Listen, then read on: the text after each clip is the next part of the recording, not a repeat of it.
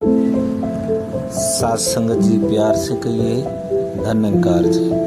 सात संगत जी आज का टॉपिक राम बुलाकर बंदे तूने वृथा जन्म गवाया है। सात संगत संत जन चेतन कर रहे हैं कि यह इंसान तू राम को भूलकर जितने भी कर्म कर रहा है सब हराम है। बंदे जेकर जपया नाम नहीं, अगर नाम का जाप नहीं किया, प्रभु को नहीं जाना तो ये जीवन फिर पशुओं की तरह पशु के समान ही है। महात्मा इस रूप में भी चेतन करते हैं प्यारी सात संगत कि निद्रा भोजन भोग वे ये पशु पूरक समान, ज्ञान एक नर में अधिक है, ज्ञान बिना पशु जान। ये अगर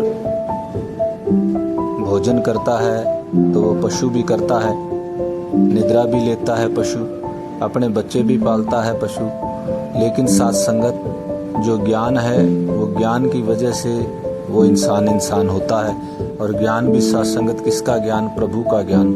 जब जीवन में पूर्ण मुर्शद आते हैं, प्रभु का ज्ञान देते हैं, रमे राम से मिलवाते हैं सात संगत, तो जीवन में फिर वो अवस्था बन जाती है कि नाम खुमारी नानका चढ़ी रहे दिन रहन। इस अमृत का जो पान कर लेते हैं, जो राम नाम का पान कर लेते हैं, तो सात संगत फिर उनका जीवन आनंदमय हो जाता है। वरना तो फिर सात संगत आगे महात्मा ये भी बतलाते हैं कि मृतक कहिए नानका ये प्रीत नहीं भगवंत। अगर प्रभु के साथ प्रीत नहीं है तो बाबा नानक जी कह रहे हैं मृतक के समान है, मुर्दे के समान है। तो सत्संगत इतना जागरूक कर रहे हैं संत महात्मा, तो सत्संगत ये इंसान फिर भी गफलत की नींद सोया है और सत्संगत बड़ी दौड़ें लगा रहा है, दैनिक क्रियाकलापों में उपलब्धियां हासिल कर रहा है, और धन और अधिक इच्छाओं का अंत नहीं हो रहा, और इसी दौड़ को ही इसने जीवन समझ लिया है। लेकिन सत्संगत वो जो अंतिम पलों में फिर ये रोता है, कुरलाता है कि जैसे सिकंदर के भी अंतिम दिन आए सत्संगत, तो उसको महसूस हुआ, उसने जाते हुए अपने सेवादारों से कहा कि मेरे हाथ खोल देना, कि ताकि संसार जिनके पास सांसें बची हैं वो ये समझ पाएं कि मैं सारी दुनिया को जीत के भी आज खाली हाथ जा रहा हूँ इस संसार से। आप भी अपनी इन सांसों को वृथा जाया मत करो और निरंतर पूर्ण मुर्शद की शरण में आकर के प्रभु का नाम का जाप करो, इस रमे राम को जानो। और सत्संगत ये कृपा जब होती है जब जीवन में पूर्ण सतगुरु आता है।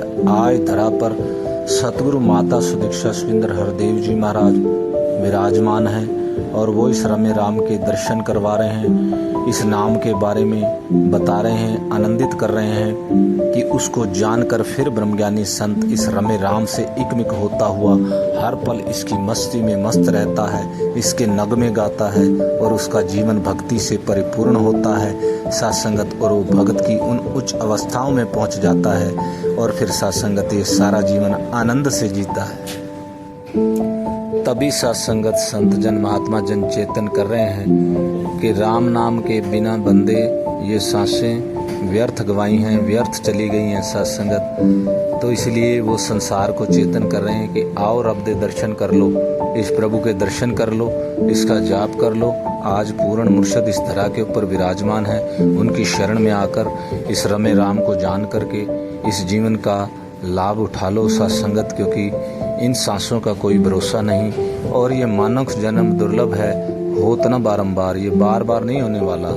सत्संगत 84 लाख योनियों के बाद ये अवसर प्राप्त होता है और सत्संगत जिन्होंने इस अवसर का लाभ उठा लिया उन्होंने ये बाजी जीत ली सत्संगत। वरना तो महात्मा ये बचत लाते हैं सत्संगत के 24,000 श्वास बंदे दे आमदन मूल न थीवे, जिस बंदे नु इतना घाटा वो बंदा किधरों जीवे।